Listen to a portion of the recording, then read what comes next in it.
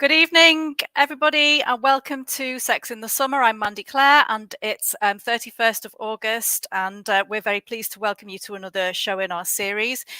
This evening, I've got with me, and I'm pleased to welcome Amy Sousa, who's calling live from Washington in the United States. She works from a sort of theatre psychology background, supporting women, and I think possibly children as well, to take an embodied awareness approach to safe boundaries. And I would be happy to welcome Amy on screen. Hi, Amy. You okay? Yay. Hi, Mandy. Thank you so much for having me. I'm excited to be here. Me too. Great to see you. Okay, so I thought tonight we could have a chat about the work that you do, the importance of boundaries and embodiment in terms of women and children in particular being able to keep themselves safe, particularly from anyone who might be inclined to predation and to exploit them. And we could also perhaps look at that within the context of drag queen story time, because that's an area where I really got into some hot water recently as a counsellor when I sort of complained about us hosting Drag Queen Story Hour as one of our family entertainment shows within Pride in the city of Chester, which is near where I live. So if we could, and also I thought it would be interesting for us to have a look at the differences between the trajectory that we've taken within the UK in terms of trans ideology and where that's led to, some of the extremes that it's led to here, some of the things that we've done in our fight back, and also to compare that with where you're at in the States. Because when I raised this issue and these concerns about Drag Queen Story Hour, I got a whole bunch of criticisms and a lot of support as well, I have to say. And one of the criticisms was, well, some of those things that have happened in the States, that's just the States, that's not here. We're not heading in that direction. This is an overblown concern. So do you want to just begin by telling us a little bit about your work, why embodiment is important, maybe what embodiment actually is? Yeah, thank you. Sure. So I guess I'll start with embodiment. Mhm. And this is just really the awareness that we are our bodies. I think a lot of postmodernism tries to focus on identity, and it tries to focus on this notion that maybe we are a mind inside a body. And what the notion of embodiment says is no, our primary awareness, our primary way of experiencing the world is through our embodiment. We are our bodies. We're not a mind in a meat suit. We're not in our bodies. We are our bodies, and we are not separate in any way from our own embodiment.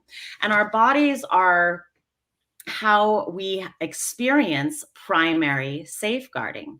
So, just like any animal, humans are not different from any other animal in this way. Our instincts are deeply connected to our embodied awareness. Our sense perceptions are a way of keeping us safe. So, by sense perceptions, I mean, sight, sound, touch, taste. So when I touch a hot pan, I don't have to think in my mind, oh, pull away, you're getting burned. My body responds to that hot pan. So those sensations, those primary sensations are there to keep me safe. Or just like when I bite into a piece of fruit and it tastes good, that is a primary sensation guiding me to something that is good for me. Whereas pain is a primary sensation leading me away from pain and keeping me safe. So our embodied awarenesses are a guidance system where our sense perceptions are guiding us either towards or away that which is safe or unsafe for us. So these primary awarenesses are very important. And this is one of the reasons, if anyone who follows me on Twitter, you'll often see me using a Little Red Riding Hood meme when I talk about this. And I love the Little Red Riding Hood story. It's a story that dates back way back into the 1600s. Some people think even earlier than that. And one of the reasons it has been a lasting cautionary tale for our culture is that it is a story all about embodied awareness, all about our primary instincts for self-protection. And Little Red Riding Hood goes through the process of having to learn these. In a sense, she learns them the hard way, but she does learn them. And in the original version, she's eaten by the wolf the first time, but the second time the wolf comes and encounters her, she catches him and puts him in a pot. But it's all about her sense perceptions that she has to learn how to pay attention to. She has to learn how to say what big eyes you have, and what big ears you have, and what big teeth you have. So it's all about her learning how to trust her instincts and trust her primary sense perceptions. So one of the reasons for me, this is important, of course, for safeguarding, but these tools are really important because the world that we find ourselves in today, of course, I think we confront it in the identity issues that we see across global culture. But we also confront these issues in the way that technology sets us up to practice a way of being. And I would say that both this kind of on-screen life, as well as identity issues, they are in their practice, they're teaching a value set.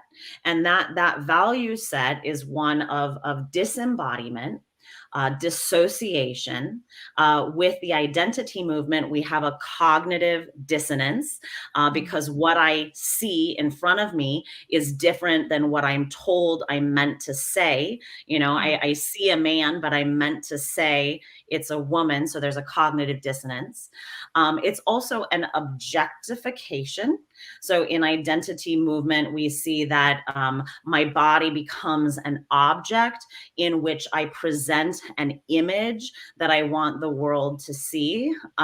It's a hypersexualization. It's a compartmentalization where I break up my into into parts and I can just put different parts on me. I can add breasts or take away breasts, and I'm just a collection of parts put all together.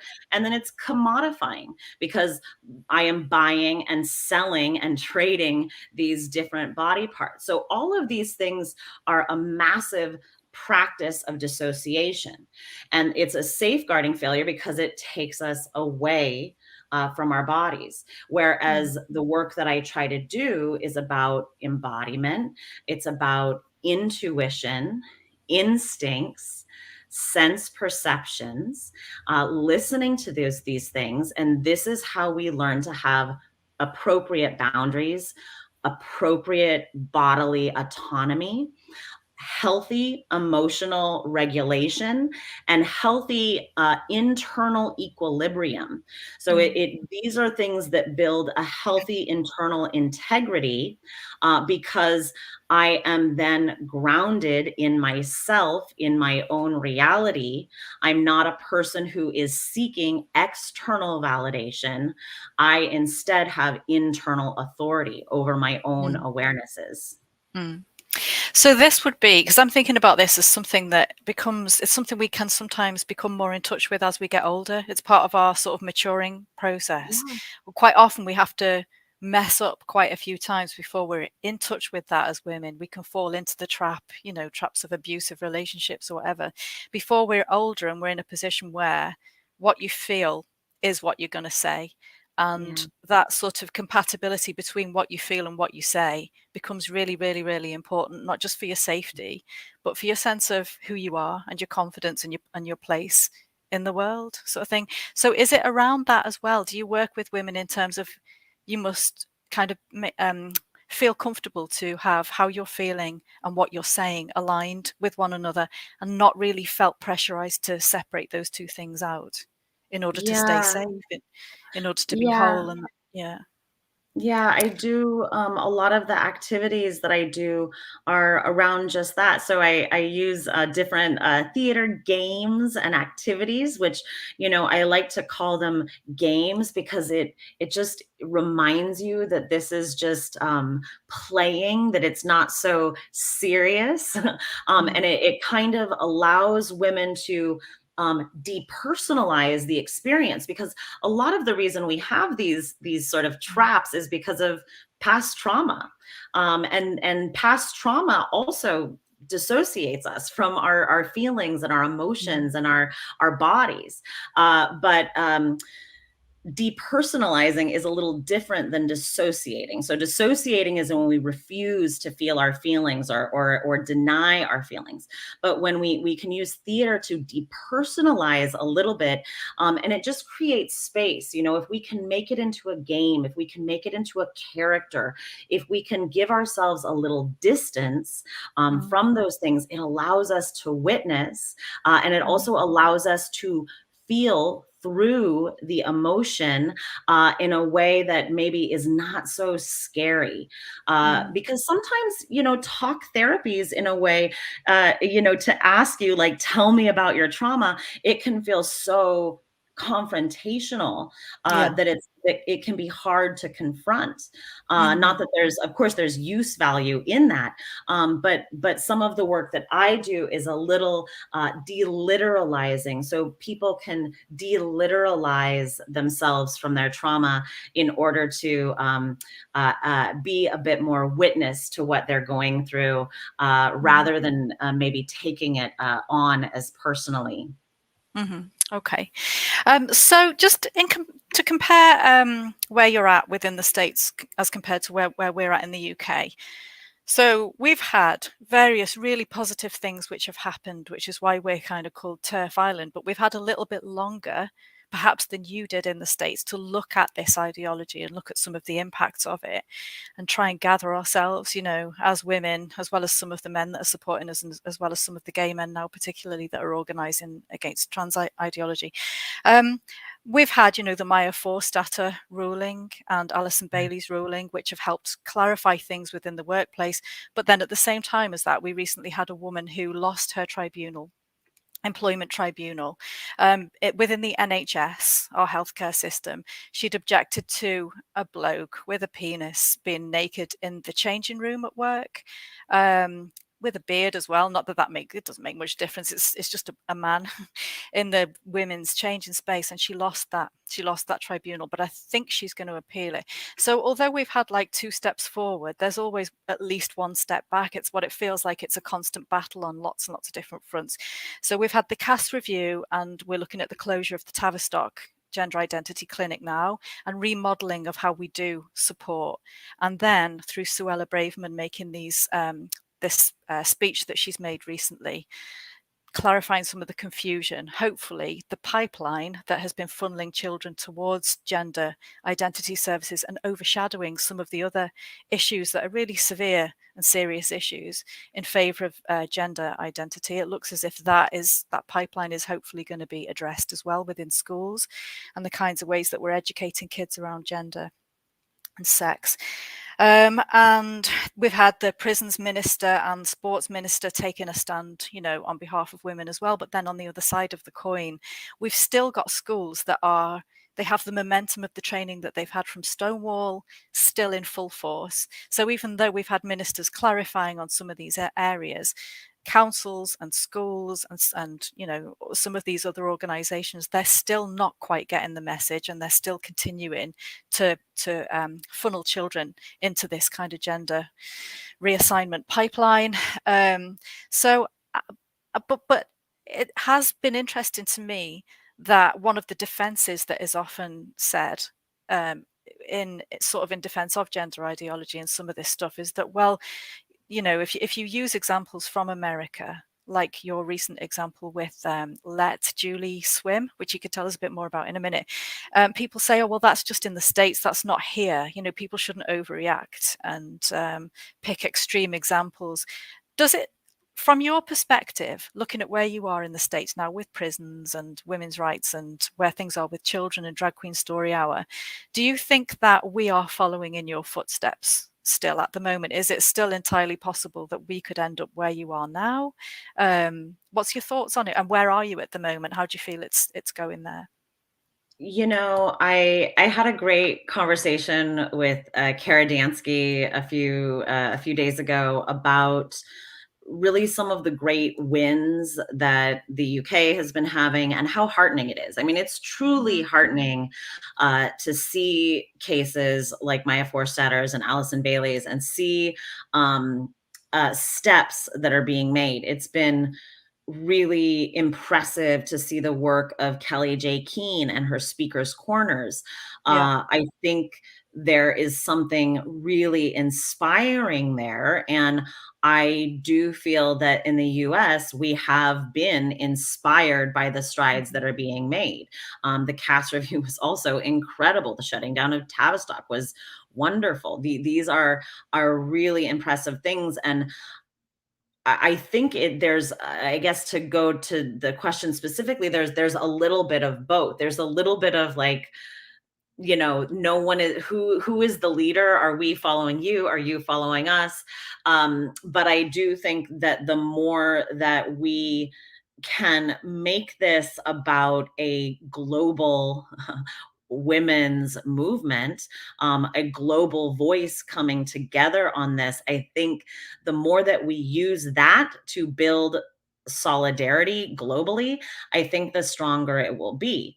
In terms of our, for example, boots on the ground activism, we in the United States have been doing a lot more speakers corners events ourselves. It's a little harder because it's a little harder to gather women all at once together because we're a lot bigger country, of course, but it's been really inspiring. We've had them in Chicago, we've had them in Madison, we've had them in Philadelphia, we have ones in Pittsburgh coming up, we've had them in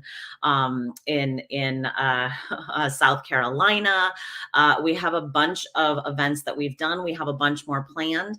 I just did one in Washington, as you said, around Let Julie Swim. It's exciting to see women coming together, and that is really heartening. It is, of course, challenging and disheartening to see the pushback that we get. It's upsetting to see, with the Let Julie Swim event that we held here in Washington State in my little hometown of Port Townsend. It was depressing to see really the anti-women's rights campaigners. These people are anti-free speech. They wouldn't let women speak. And that is very, that is still really upsetting to see. But what is encouraging is our continued willingness to show up. And I think we have to, we have to celebrate these wins with one another. I really celebrate the wins that you're having in the UK because ultimately they are our wins, and we can use the different things that we see happening to create new precedents in our own countries. Our education system right now, unfortunately, Biden has done a lot. Our president has done a lot to step back women's ability to fight sexism. Sex is no longer a protected category in our laws. It has been replaced with the undefinable category of gender identity. This has also, I don't know if everyone knows that we have a ruling here that was called Title IX. That was, yeah. Can you hear me? Sorry. Yes, I can. I've just had to log in from my phone. I had a problem with my internet connection. I'm back. Oh, I didn't. I thought, I wasn't sure if your producer just went to single screen, so I didn't think it was a problem. Yeah, no. Sorry. Welcome back.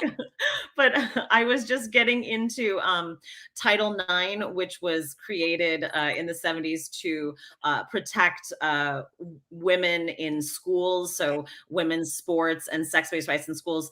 This has been rewritten written by our president, sex has been erased from this law and has been replaced with the category of gender identity. And this is a place where I feel like it scares me, because it feels like it is a moving backwards. It doesn't just feel like moving backwards, it is moving backwards. And we're in a situation in our public schools here, which is highly concerning.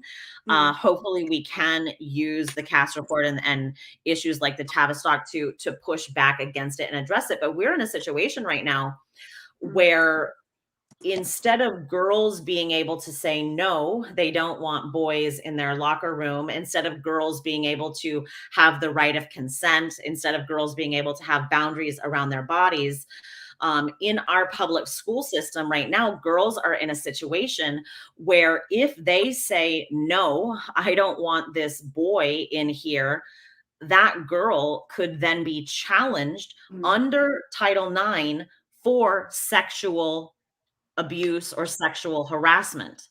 And we are looking at a case right now that happened in Wisconsin, where a boy accurately sexed another boy who was his classmate. He basically just used accurate sex pronouns to talk about this kid. And now he is being sued by the school under Title IX for sexual harassment, because this boy, is calling himself a girl. And what is so disturbing to me is that, and I always try to say this, what we're doing when you accurately sex someone is doing something that's so easy. It's developmental. It's at the same developmental level as a 2-year-old doing point and say. I point at what I see and I say what I see. So I'm pointing at a boy and I say boy. It's basic. It's a primary sex recognition is a primary instinct. It's an instinct that resides way back in the basal ganglia, and it's a primary instinct for all animals. And it happens, the recognition of it happens before any conscious analysis. I don't have to analyze whether I see a boy or a girl in front of me or a man or a woman in front of me. It's a primal response. And this is also, so moving back to Julie, this is also what Julie did in this is what happened to her at the Y. So Julie is an 80-year-old woman. She was showering at the YMCA, which is, I think everyone knows what the YMCA is. It's the Young Men's Christian Association. It's it's usually, they have camps for kids and day schools and kind of alternative gyms, and she was showering there. There's flimsy curtains. She's behind the shower. She's naked. She's just getting out of the pool. She hears a man's voice. Now, again, when you are naked and wet and you hear a man's voice, you react. You instinctually react. And that is what she did. And then when she peeked out from behind the curtain, there he was watching little girls get undressed to use the bathroom. And she responded as any parental figure would, who wants to protect young girls, and told this man to leave. She was then told by staff that she was being the bigot. She was banned from the pool for life. But the reason this is incredibly problematic, because it's a safeguarding issue with men in a women's area, but it's doubly problematic because women are being gaslit in the process. We are being told we no longer have authority to name our own sense perceptions of reality. And as I have said before, to do this to women, and especially to do this to any woman who is a sexual assault survivor, to tell women that you cannot trust your own eyes and ears and you cannot trust your own instincts for self-perception, this is a kind of psychological abuse. It's very dangerous. I absolutely agree. So I was looking at some of the statistics before, because we get this all the time, don't we? Whenever we talk about this, we haven't got self-ID. We haven't had the laws changed. We haven't had the, was it an executive order that Biden signed? Yes. Yes. Kara Dansky was explaining about what was the difference between the legal side of things and the guidance, the policy guidance side of things. But it sounds like they marry up now. They're both doing the same thing. Well, it's given weight in the current administration. A new president could come in and change it, because the thing about executive orders is they can happen at that executive level without any other legislative processes. So it didn't have to go through a legislative process to, become a bill, go in front of Congress, go in front of the House, get passed with a vote. This is not something that was voted on. It was just passed. So another different president could come in and undo what he's done if that president wanted. But as long as Biden is president, it stands, and it will stand until another president repeals it. So you have self-ID effectively, even though it hasn't changed in the legislature. That's effectively what you've got, and you can be criminalized for not going along with that, like this woman potentially could be. We don't have that in the UK, and people tell us, oh, not to panic. That's not what we've got. You're over-egging this situation. But in actual fact, we do. It's happening by the back door in exactly the same way. So through policy, within sort of each of the main institutions, whether it's the police or whether it's the prisons. Now, we are managing to unravel some of that within the police, obviously within sports, but within prison service. But within the police, that's about to change, because we were doing a show the other week, which was about the search, intimate search and strip search guidelines, and that women who are uncomfortable with being strip searched by someone who's a male who identifies as a woman, in complaining about that, if it's deemed that she has been transphobic, and we haven't got any legal definition of what transphobic is, then she could be prosecuted for hate, under hate crime legislation. So that is self-ID by default, even though it goes against what our law says. And the law says that you should be strip searched if you're going to be strip searched by someone who's of the same sex. And in schools, we've got self-ID. I mean, I've been questioning our council about our school policies and the kind of guidance that we give to schools if they come to us asking difficult questions about kids' rights to have same-sex toilets, changing rooms, dorms if they go away to sleep overnight, whether we socially transition children in school, if we're always informing the parents before we do that. And when you read through the policy and the guidelines that we've got, it basically is, it goes against the law, it goes against the guidance. It is enforcing self-identification within the school environment against all of our policies and all of our good practice guidelines around safeguarding and everything else.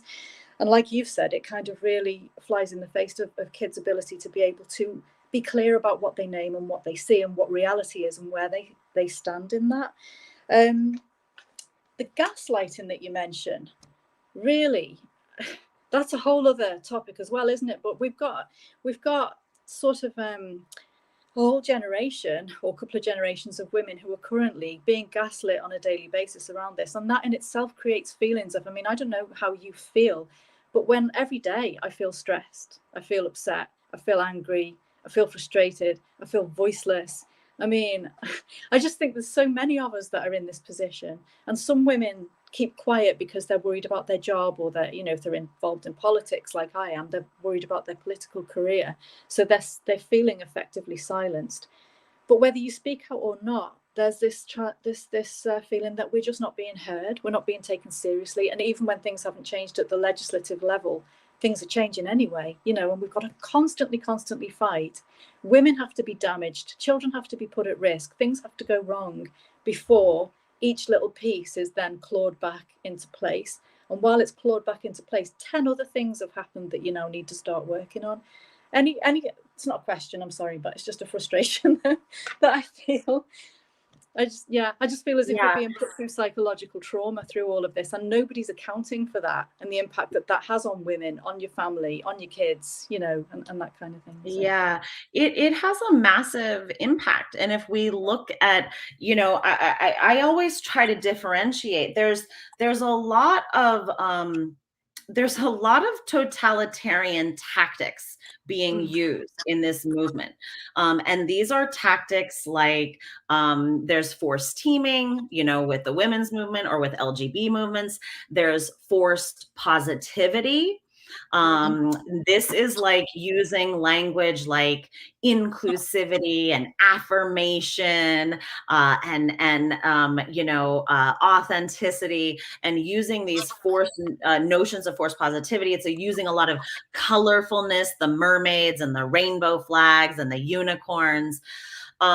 But the forced positivity, I always try to question into this, the inclusivity and the kindness and the men, men are being banned, from women's sports, men who claim special identities are being banned.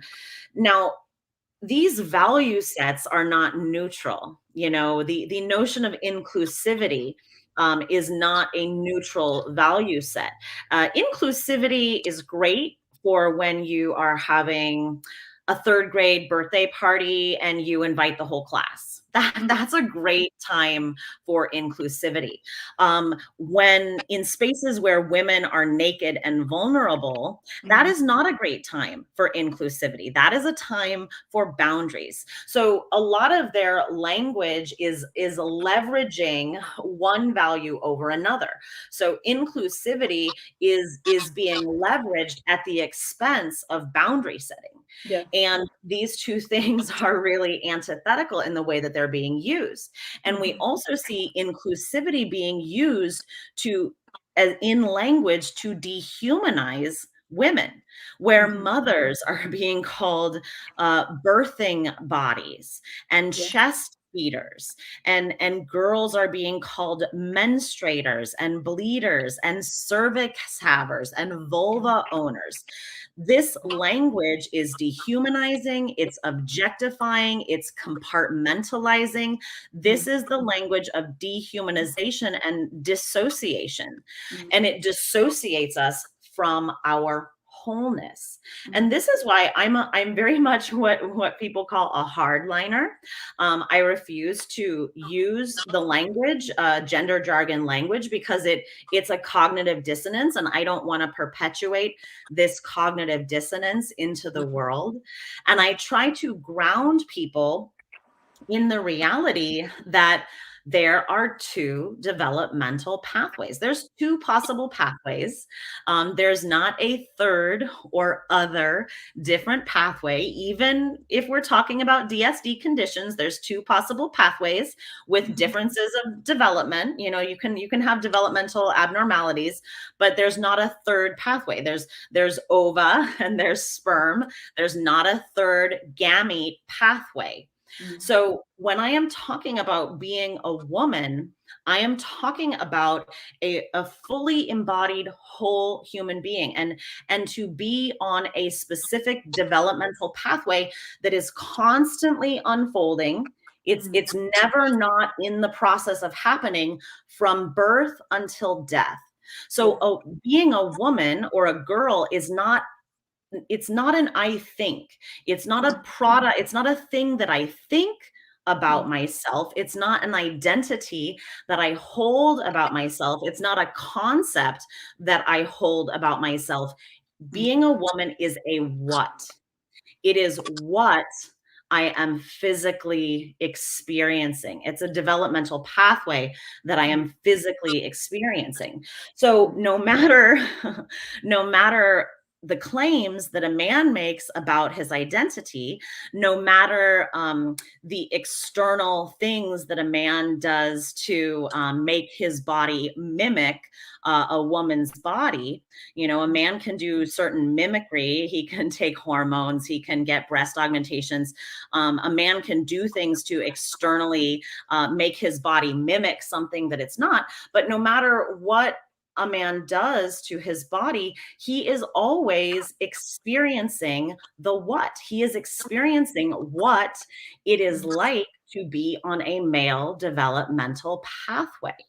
And it's very dehumanizing to take this embodiment and to reduce it to an image, to reduce it to a thing.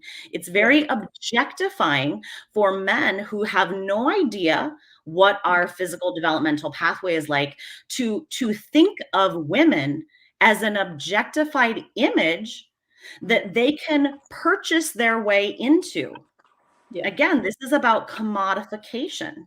Yes. They think they can purchase their way into what a woman is, but being a woman is experiential, and it's not a fixed experience. It's not one experience. It's a developmental pathway that continues to happen from birth until the day you die. Yeah. And no matter what a man does to his body externally, he is always experiencing a male developmental pathway until the day he dies. He has no way to get any closer or any further away from that developmental track that he's on. He's always on it. There's no way for him to not experience it. And there's no way for him to experience the experience of being a woman. Yeah. So whether or not, because the thing with the trans definition is it's such a huge umbrella, it covers so many things, and there isn't one single definition, and there isn't a legal definition, and it includes so many things. So it can include people who, you know, say that they have genuine gender dysphoria. It can include people that want to have surgery. It can include people that just want to do a little bit of it. It can include people who have AGP, which is like a sexual fetish. It can include people who just are into cross-dressing, but they don't necessarily feel like they were born in the wrong body or whatever. So we don't even really know. We're not talking about one defined thing or one agreed thing when we talk about trans. But whatever it is, wherever people fall within that whole umbrella, the basic bottom line, as you've just sort of said, is that you cannot change from one sex to another. And it's really reductive to assume that one sex can ever feel and embody what it is to be a whole other sex and everything that goes with that.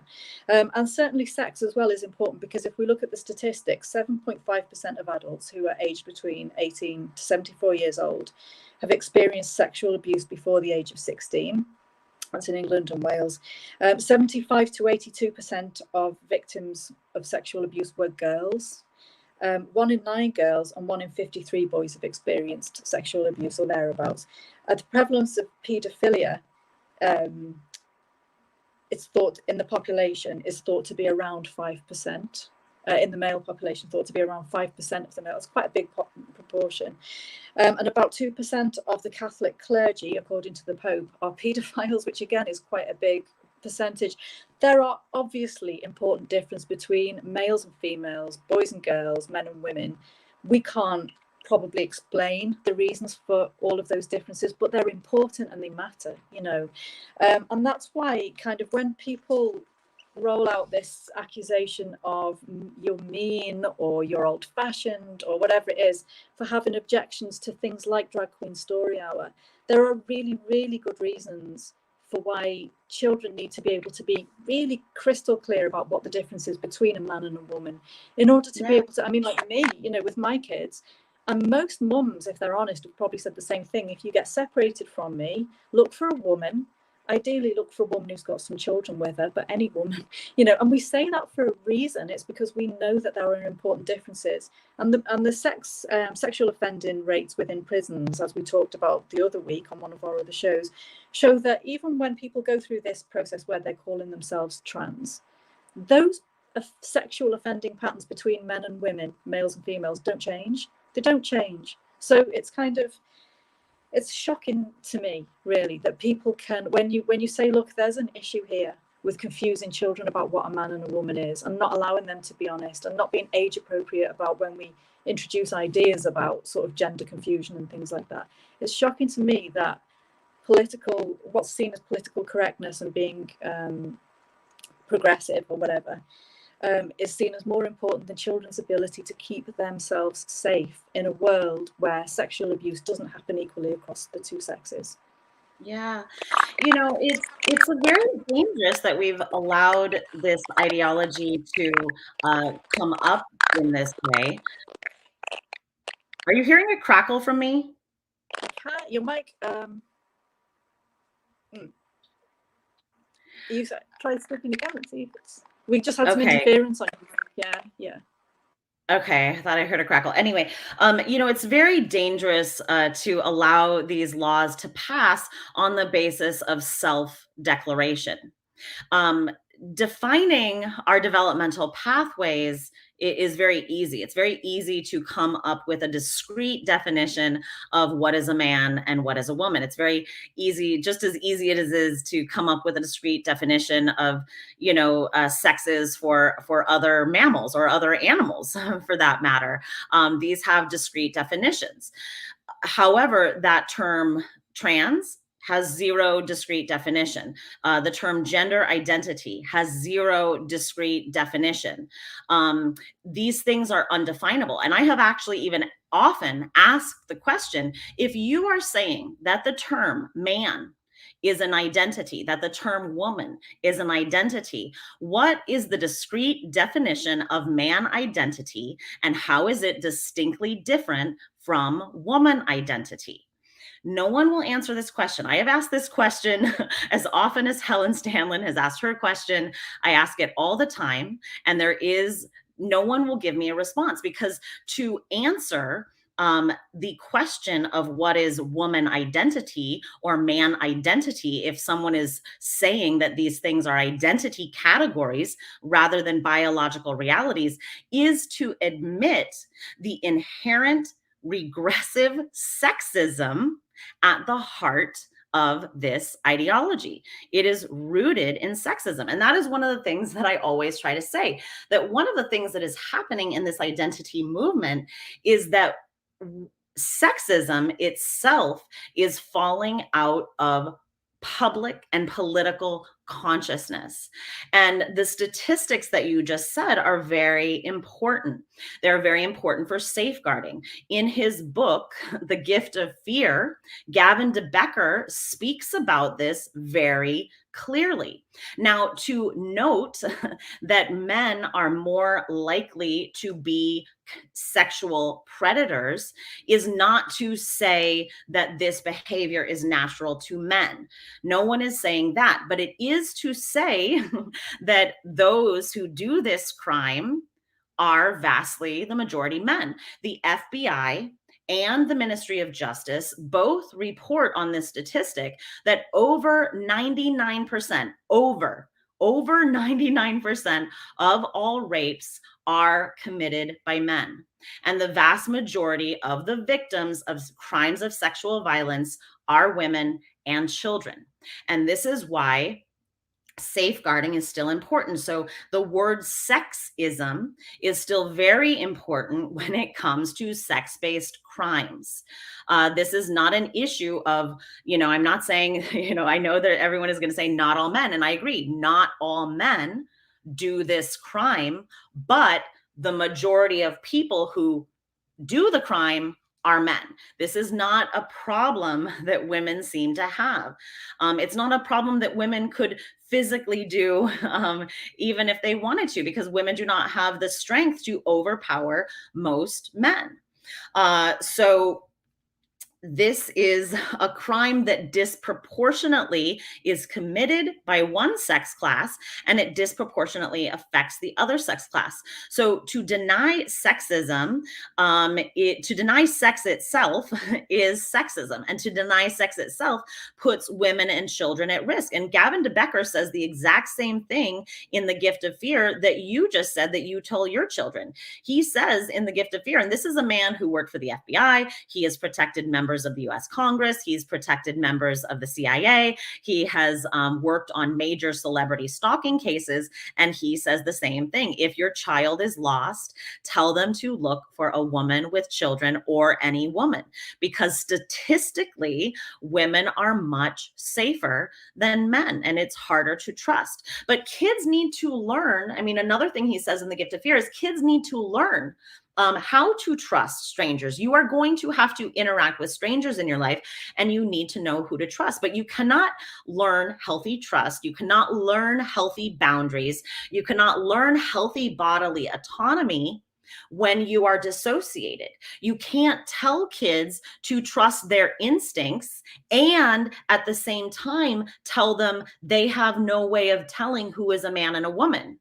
So that you can't do both. You can't say, hey, trust your instincts for self-protection, and also say, you will never know who a man and a woman is. And that's why I have that quote that I come back to, which is, any movement that preaches to women and children to trust what the strange man tells you about his identity before trusting your own instincts, that's predatory. That's a predatory movement. There is no good reason to teach that to kids. Yeah. So with Drag Queen Story Hour, I mean, I don't know about you, but I've got a lot of reasons why I object to it. It's mimicry. It's mimicry, and it's overly sexualized mimicry of women. It's putting that right in the faces of children, and it's also so it blurs the line really between adult entertainment and child entertainment, because even if that person is offering something which is, they're just reading a story, they're not saying anything particularly sexual, they're still dressed in an overly sexualized way. They've often got like larger breasts, they've got loads and loads of makeup on, they've got really short dress on. One of them in this country was twerking, encouraging kids how to twerk. I know one of them in the States had kids lying on top of him on the floor. And even if they're not doing that, I mean, one of the kids had asked one of them in the UK, are you a girl or a boy? Because they were obviously confused, because there's this overly made up, overly sexualized guy in dress. And with a beard, possibly, I don't know. And his answer was that what's my outfit? Well, he sort of identified himself as the same as the outfit was. I mean, other objections from people towards me have been, well, it's transphobic. This is all about inclusion and about helping children to be more inclusive of trans people or people who are gay. But the thing is that drag queens aren't representing trans people in any case anyway. Drag isn't trans. Most people who are trans, well, not all people, but the people who are less fetishy and who are more sort of gender confused who are trans are looking to blend in. They're not looking to stand out and be overly hypersexualized. So it's kind of like every which way these objections come from, they don't make sense, and yet there doesn't seem to be an answer that will satisfy people that want to try and defend this around children. They're just some of my concerns and objections. I think it's completely inappropriate. I think it confuses kids. I know Stephanie Davis Arai from Transgender Trend has said that there's something on her website which was written by an expert who said that until the age of 7, children aren't really clear about what the difference is between girls and boys, which one they fit in with. And it's developmentally inappropriate to confuse them further before they've even got that straight in their head in terms of their own brain development, and that's sort of around about the age of 7. So that for all sorts of reasons, it really concerns me in terms of safeguarding, but it's disrespectful to women, I think, as well, and it's sexist. How about you? How's it going there with Drag Queen Stories? I very much agree with your assessment here. It's a problem of confusion. It's a problem of sex confusion, and also it's a problem of early childhood sexualization. So anyone who does work on child safeguarding, who does work on mandated reporting, or who has looked at a lot of what happens in child sexual abuse in general, early childhood sexualization. Children are not little adults. Children are children. They are innocent. They are still learning to understand their bodies.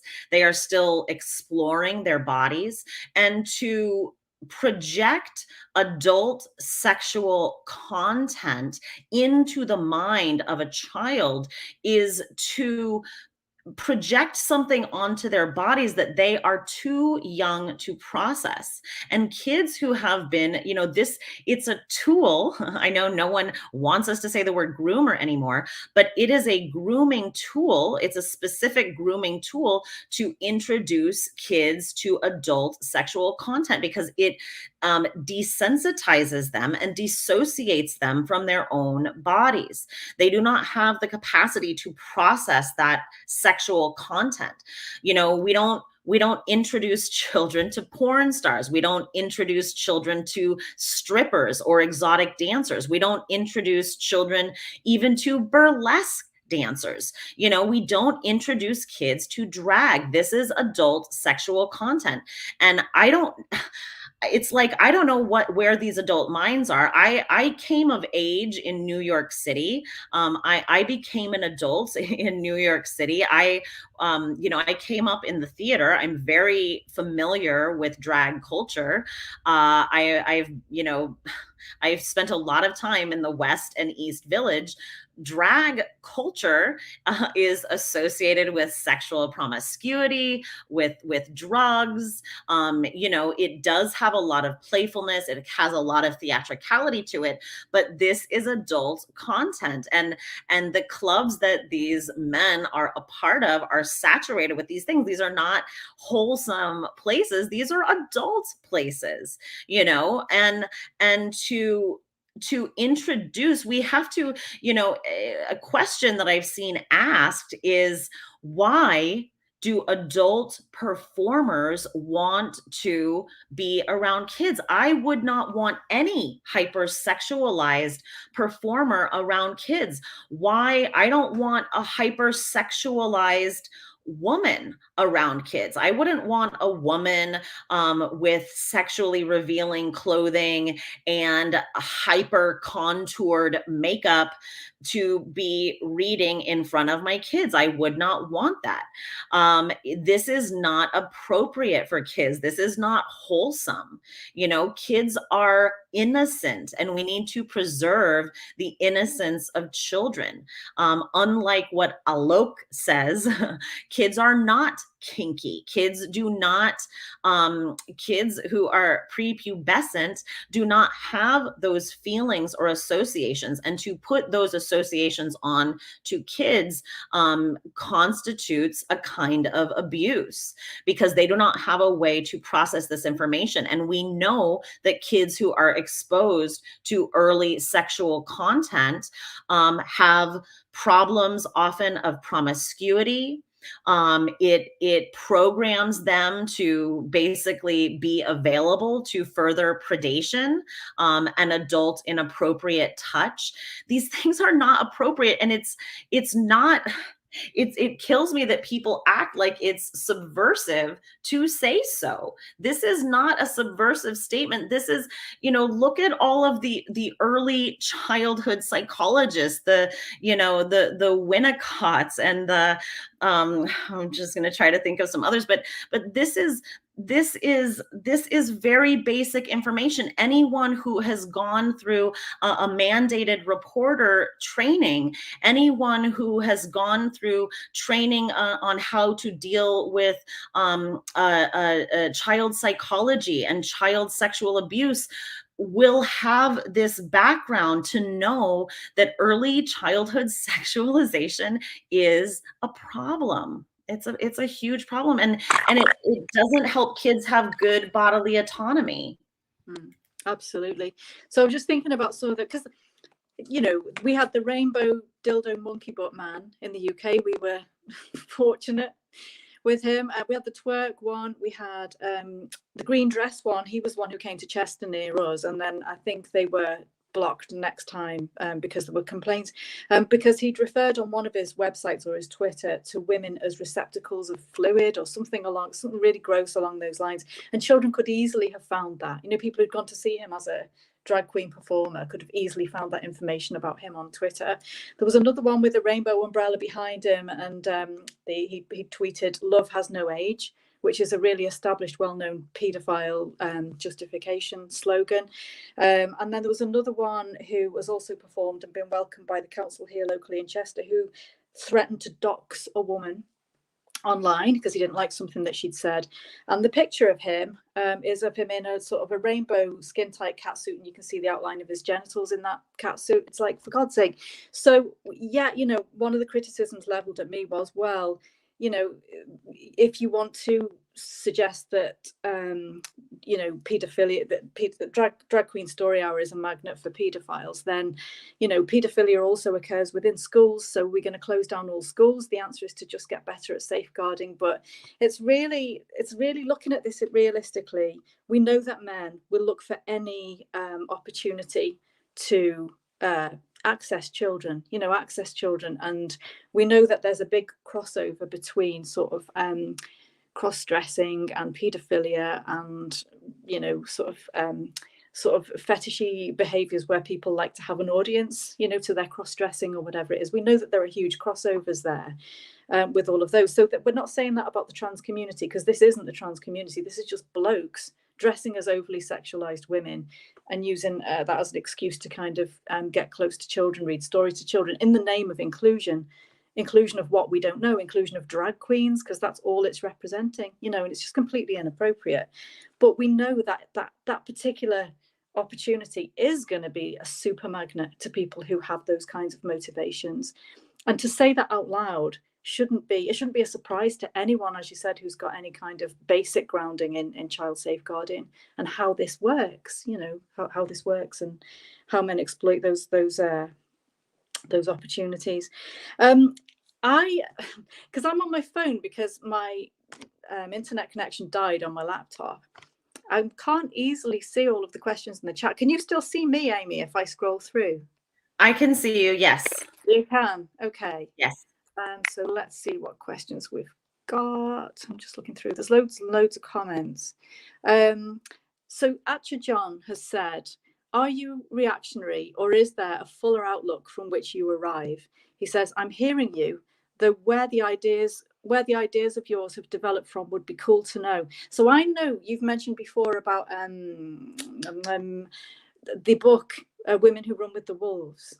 Is that part of the background to where you're coming at your philosophy of how people can keep themselves safe, why boundaries are important, why embodiment is important? Has that influenced your kind of approach to how you work with women? Yeah, I love that book because that book is all about listening to our instincts and listening to our intuition. That is absolutely a grounding book for me. And I'm having an upcoming class series on that anyone can find out about. I have a Wednesday night class, but I will be putting up a Sunday morning class so I can catch people in the UK as well. That is coming up the week of September 14th. But I will also add to Acha John, you know, my response to this is not reactionary. It's grounded in my own material reality. I have background in psychology that influences some of my thinking on this, but I would say my thinking is my own, and my thinking comes from my own embodiment. So my thinking is grounded in my own physical reality experience, in my own developmental process. And my background is also, one great place to look is into phenomenology, because phenomenology is a philosophy of embodiment. And it says that our primary awareness of the world. So unlike a Cartesian mind-body dualism, phenomenology is a little bit different than, it kind of critiques that Cartesian mind-body dualism, or the Kantian mind is a machine. Phenomenology says that our primary way that we experience the world is through our embodiment. So I need to, I sort of, we wake up as humans and we find ourselves in our bodies having physical sensations through our bodies. So we wake up in the world and we are situated. We are our bodies and we are in relationship to the world around us. And all of the information that flows into us, that comes to us, is through our primary awarenesses of our physical sensations. So what I see, what I hear, what I taste, what I physically experience, this is the primary way that information about the world comes to me. So I wake up, I'm in my body, I am my body, and I am in relationship to the world around me. And this primary awareness of embodiment comes before any cognitive analysis that I have about my environment. So, for example, in the case of Julie, being naked, hearing a man's voice, what she has, what that was an instinctual response. She heard a man's voice. She responded. That was instinctual. That was primary. That was an embodied response. Before she had any mental analysis about what kind of man this was, what was going on, who was this, she had a physical response. Phenomenology also says there is nothing to conceptualize or think about or know without our primary experience of being embodied. And you can see for yourself this holds true, because without myself and the world around me, there would be no concepts to create. All of the concepts that we've created as human beings, all of the vast sciences and philosophies that we've created as human beings, can only be spoken about because we are primarily situated in a physical material universe in which we are embodied. You know, everything, all of our philosophies and sciences and things that we have and conceptualize about so juicily are because we're primarily situated here. If we were, I don't know, nebulous blobs in a nebulous form, not in an embodied universe, I don't know. I mean, I have no way of knowing what that would be like, because we are primarily situated here having this experience. So that's where my backgrounding comes from. And then a lot of my other backgrounding comes from that book, Gavin de Becker, that I mentioned, who has The Gift of Fear, and he has Protecting the Gift of Fear. And that book is all about safeguarding. It's also about trusting instincts. It's also about listening to those instincts. And one of the things I don't think I got into is that Gavin de Becker says that predators are always looking for two things, and that is privacy and access. And so a lot of the situations that we are creating through this identity movement, we are creating privacy and access for predators. And we know all the different kinds of things that men have tried to gain privacy and access to women and kids. You know, they pretend to be doctors, they pretend to be lawyers, they pretend to be taxi drivers, they've pretended to be plumbers, they've pretended to be priests, they pretended to be all kinds of things to gain privacy and access. And the reason that we have single sex spaces in the first place is for a little mnemonic that I like to say. I heard it from other women before me, a great woman online, Excellensic, which is good men stay out, so bad men stand out. And this is a rule that we have effectively lived by, with some violations here and there, but we have effectively lived very well by this rule for the last, century, since we created these things, since our suffragette sisters fought for single-sex bathrooms and single-sex prisons in the first place. Good men stay out, so bad men stand out, and anyone who had a violation could, yell into the crowd and get someone to respond to that. And this is becoming very messed up, because now the women who cry out, "There's a man in my space," we are seen as the problem. We are seen as the harassers. We are seen as the predators.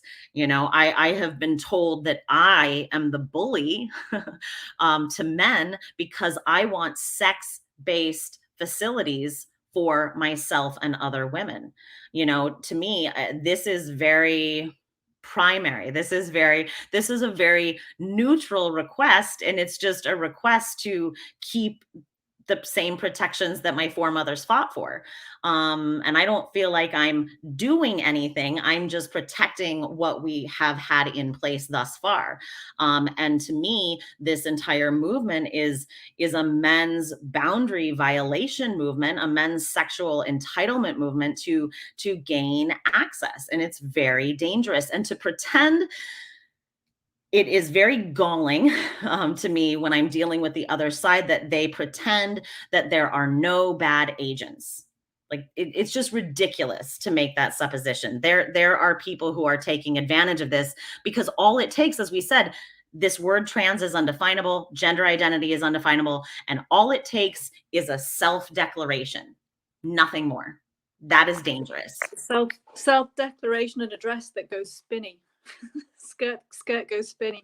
Yeah, there's a point to be made about grooming as well, isn't there? Because even if that person who's doing their their drag queen story hour performance is not a sexual predator and they're not a groomer, in eroding children's ability to be able to name what they see and name their feelings and be allowed to be comfortable, uncomfortable, or whatever, in eroding that clarity, they are opening that child up for a future predator to be able to access them that bit more easily.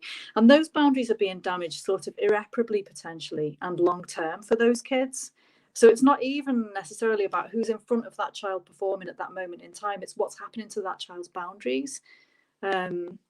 And that could be a permanent change with that child and leave them more open to abuse in the future. I honestly can't believe that people can't see it. And the thing about good men stay out so that bad men stand out as well. That's similar sentiment to what I heard some of the men who were involved in the organisation called Gays Against Groomers, who keep getting serially kicked off Twitter. But they do some amazing, these new Twitter spaces where you can go in and you can just listen or you can join in, you can put your hand up to speak. I came across them on one of those and God, they were absolutely brilliant. And they were saying, there's a really good reason why, because initially there was the assumptions made about people who are gay, that they are more likely to be predatory around children. And, for that reason, mainly, gay men have never really made a beeline for schools and places where children are to impose themselves in those spaces. And they've always kept away from doing anything that could be perceived as dodgy around children's safeguarding boundaries.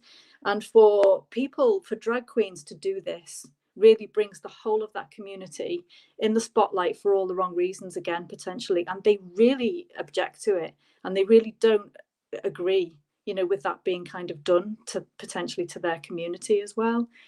So I think there's that angle on it too. I think, well, we're at the top of the hour now. We've got loads and loads of comments. So when we go offline, maybe go on and have a read through and see if there's any that you want to answer on there once we're off air. But I'd like to just say a huge thanks to you. I think we've had some problems with the sound quality. I think there's a problem with your mic or something like that. Unless it just sounded like that from here, because my internet's dodgy tonight. But I just want to say thanks very much. And thank you to everybody who's joined us this evening for this chat and joined us to make comments and ask questions. And could I ask people to please subscribe to the channel as well, to the YouTube channel, and look up Amy's work. So we're going to put all of the links in the blurb underneath the video.